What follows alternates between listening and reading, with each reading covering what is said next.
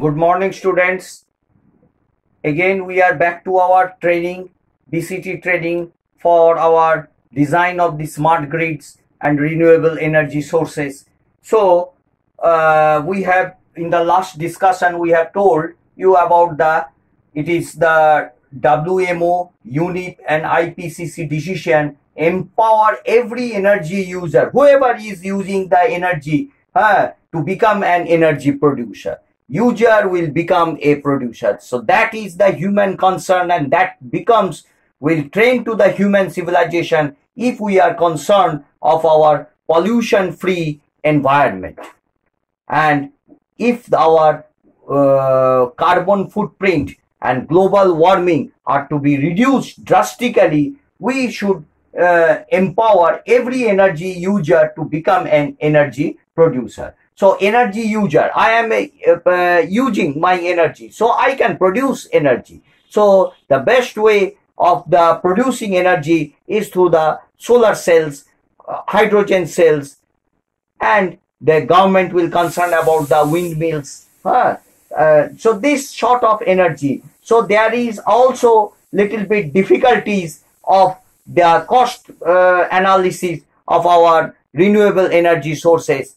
So though the production cost of the conventional of thermal power plant is half of the of our renewable energy sources. So the non-conventional thermal power plant is the production cost is almost half of the production cost of the renewable energy sources. That is also, but we have exhausted our fossil fuels, oil productions, and due to our developing countries like China, India, Korea, and Brazil. So these sort of countries, they are importing oil from the oil reservoirs, and how we will see how our oil production reservoirs, they are depleting from the Earth's crust.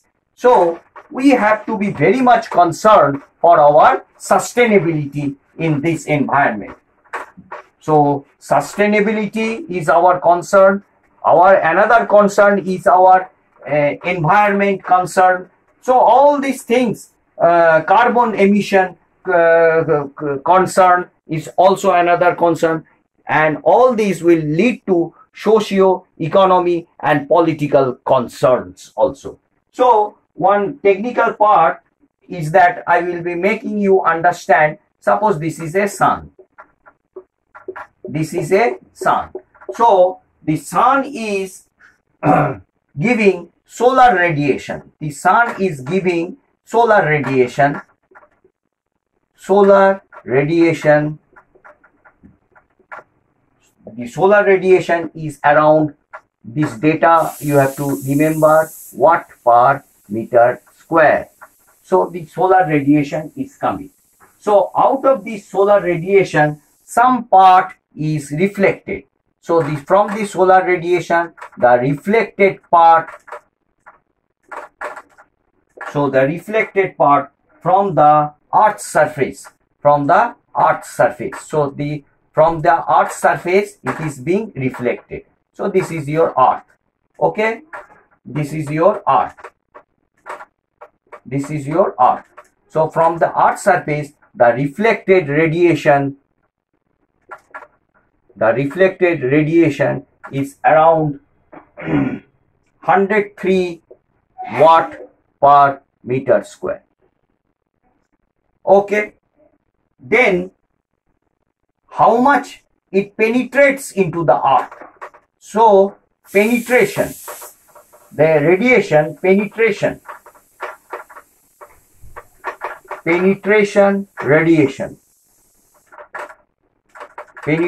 radiation is around 240 watt per meter square.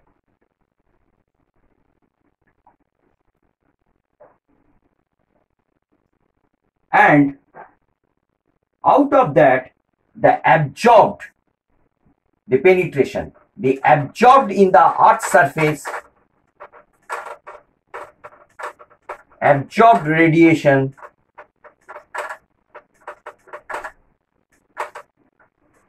is around 168 watt per meter square. So this absorbed radiation is converted into heat energy. So here I am writing the absorbed energy radiation. Now it is converted into heat energy,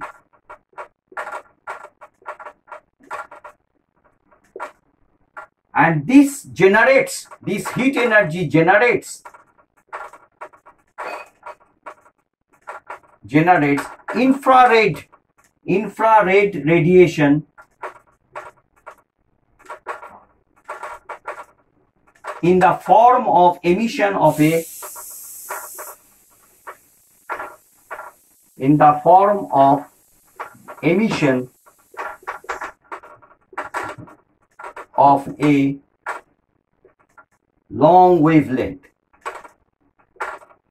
long wavelength back to Earth.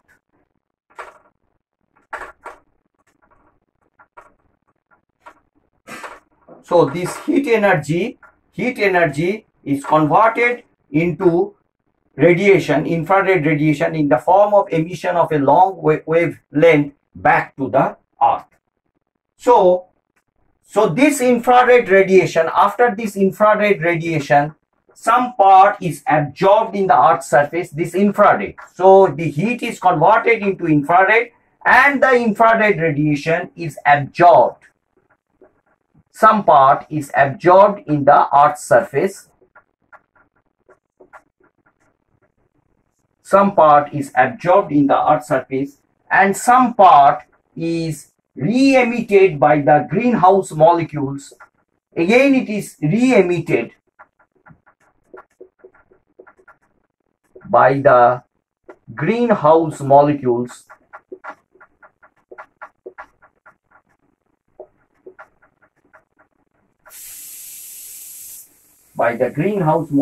that are trapped in the Earth's atmosphere.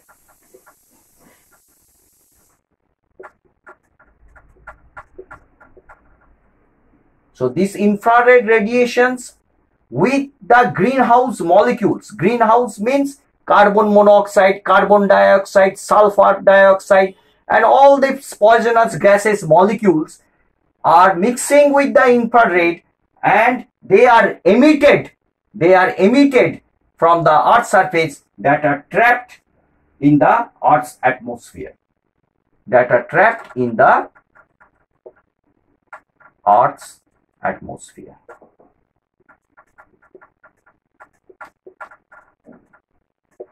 So again I am telling you, from the sun, the solar radiation, then from the solar radiation, the reflected radiation, some part is penetrating radiation, and some part in the Earth's surface it is absorbed. This absorbed radiation is converted into heat energy, and this heat energy is converted into the infrared radiation in the form of a emission of a long wavelength that is back to the Earth.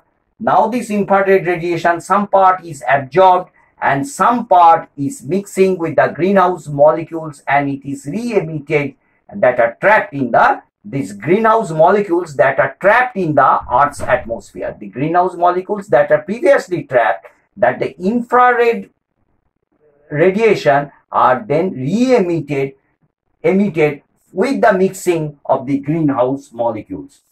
So this is a very much concern of our trapping of the greenhouse gases. Due to the trapping of the greenhouse gases, this is one of the health concern of our civilized society.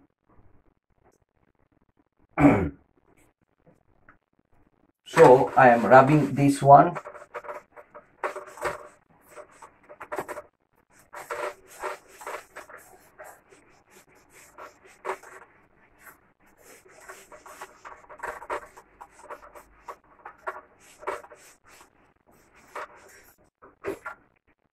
So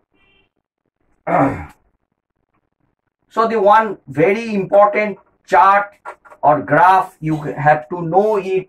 As you are power engineers, you must be concerned of our society. So this is year 1700 and this is year 2000. This is the year 2000. This is the production of carbon dioxide. Production of carbon dioxide. This is the y-axis and this is the years, and you would see with the coming years the carbon production, how it increases.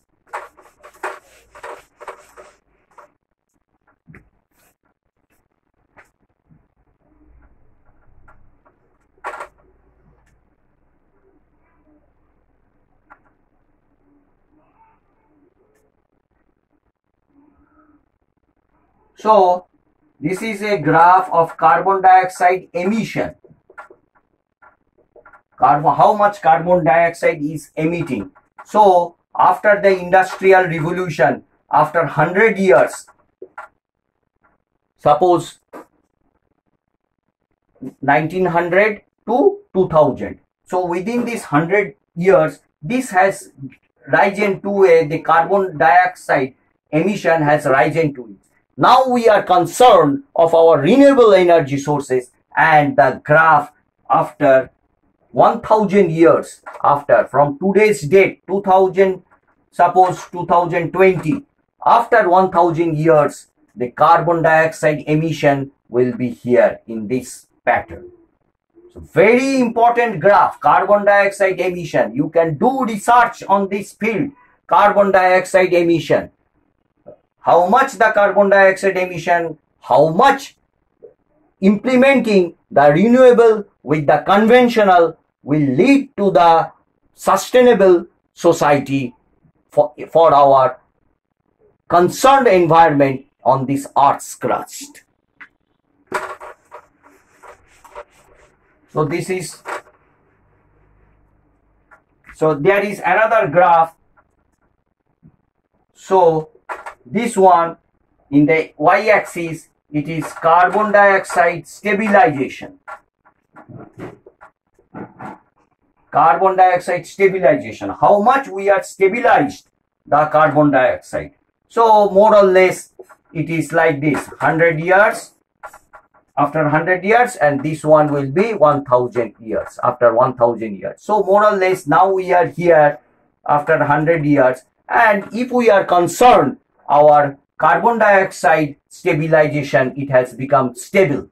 So this one, carbon dioxide will be there. We can't eradicate full thermal power plants, but our proper mitigation, proper analyzing the conventional with the non-conventional, that is our concern to the power system planners, power system engineers, and it will become their boon to their society for sustainable world in our environment, in this environment.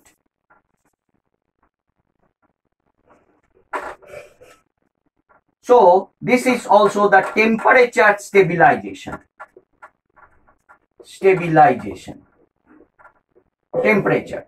So in the y-axis it is temperature stabilization, and this one is like this.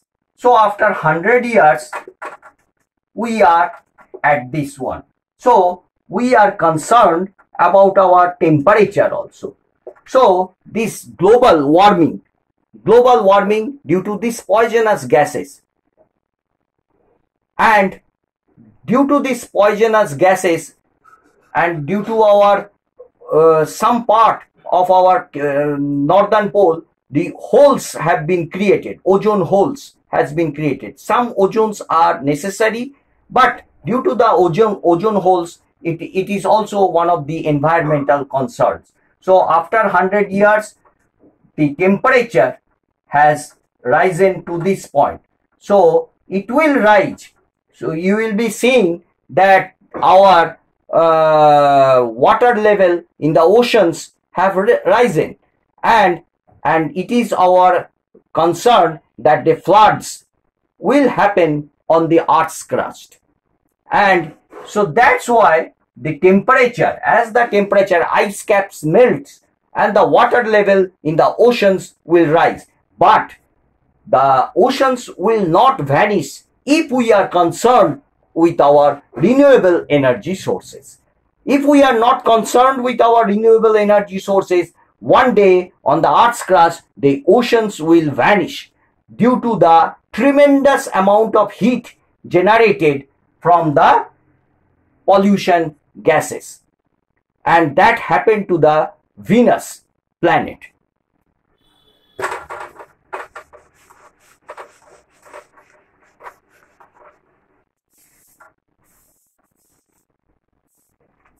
Here is also one of the graphs, the rise of the sea level.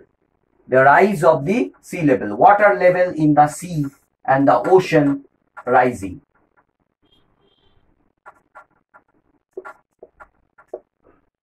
So after 100 years, we are seeing this one.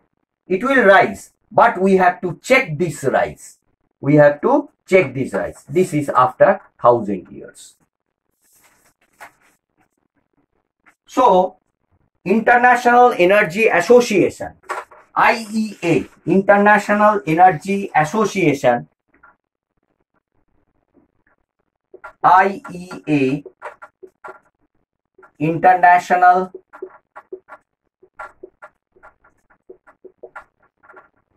Energy Association, they have predicted that 2.5% of annual growth, 2.5% of annual growth of world electricity demand. World electricity demand. So, due to the ever increasing population and 2.5% of annual electricity demand. So, every year 2.5% there will be an increase. And today's electricity production, whatever is there, that will double by 2030. So after 10 years, we will be seeing that whatever the total electrical production is there, it will be doubling after 10 years. So international agencies, they have forecasted the world carbon dioxide emissions due to the power generations will increase by 75%. The power generation emission due to the use of the thermal power plants, regular use of the thermal power plants, due to the use of the power plants,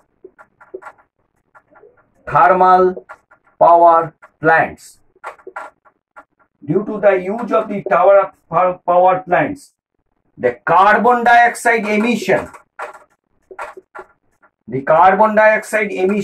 will increase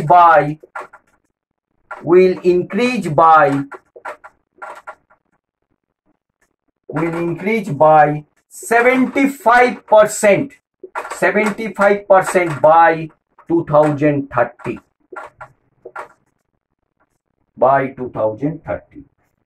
Presently, the world population is around 6.8 billion. So, these are the statistics and data you have to know. The power engineers, who will be the future engineers of the society. He may be a mechanical engineer or civil engineer or electrical engineer or electronics engineer. Power system is such a energy concerned subject that each and every person in the society must be concerned about the sustainability of their mankind, of the human civilization. Otherwise, the civilization will be depleted, will be deployed from this Earth's crust. So presently the world population is 6.8 billion, and by 2030, so this is 2020, by 2030 it will be 8.2 billion. So within these 10 years, how many much people will increase? And 1.5 billion. So 1.5 billion people will increase within these 10 years. And the demand of the electricity will also increase. And within these 10 years, the energy consumption will be, due to this only 1.5 billion people present, 5 times the energy consumption of Northern America. So what Northern America is presently consuming, that will be consumed by this only 1.5 billion people 5 times. So presently the Northern America, whatever is consuming, that you multiply with 5 times, that will be only consumed by this 1.5 billion people. So how much energy production is necessary, how much sustainability is necessary, how much carbon dioxide footprints and carbon footprints are to be eradicated from the sustainable world, that is your concern for the society. Why renewables are needed and why smart grid is particularly needed. So this is also another graph you can understand. So this is due to the smart grid, and this is due to the plugging of the vehicles.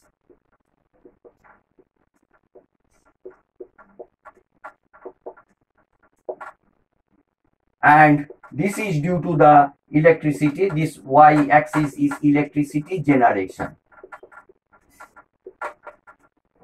Electricity generation. That is in 1000 kilowatt hours. That is in 1000 kilowatt hours. This y-axis. And this side is production of electricity. Production of electricity. Production of electricity. And by this graph is around 2040, after 20 years, and this starting point is around 1900. So 1900 to, that is within 140 years, the production of electricity will be this one due to the plugging of the vehicles and due to the smart grid applications. So electric generation. So this is the key point where the renewables has started. Maybe it has started around 2000,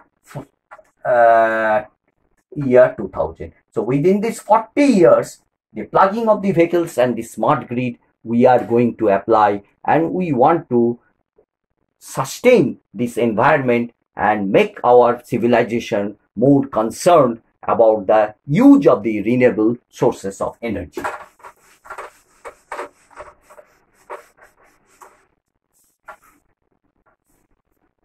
So another graph you can, so this is the temperature rise, and this is this one. Now if we don't use the renewables, the temperature rise without renewable energy sources, and this is with renewable energy sources. This side is around our temperature increase. The y-axis is with the temperature, and this is the period again 1800, and this is around 2040. So what is the temperature increase? You can see the concept. Without renewable it has shooted up, and with renewable it has more or less flattened. We have to use the non-renewable sources of energy, that is thermal power plant will be there, but we have to mix with the renewable energy sources.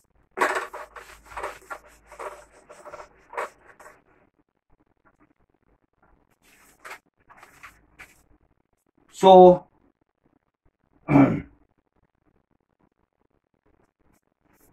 So another concern data you can know, you can use also carbon dioxide emission by carbon emission ratio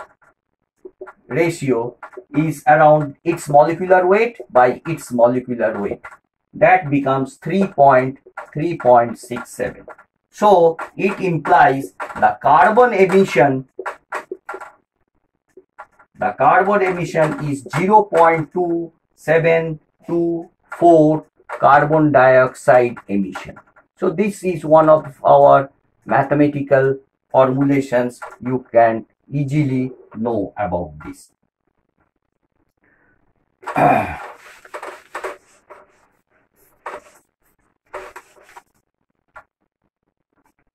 So another concern, estimation of the future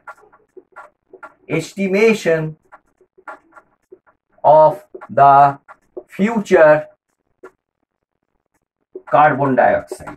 So concentration of carbon dioxide in parts per million is given as the statistical formula 1.853 into e to the power 0.0146x plus 277. Very much statistical formula. It has been given like this. Now what is x? X is number of years. So you can find out what is the carbon dioxide content, number of years after 1745. So this is all about your sustainability, renewable, carbon footprint, and all this concerned. Why to use renewables and why to apply in the smart grid. That is our main concern for sustainability. Read these courses, apply these courses for your future development in the society. Thank you.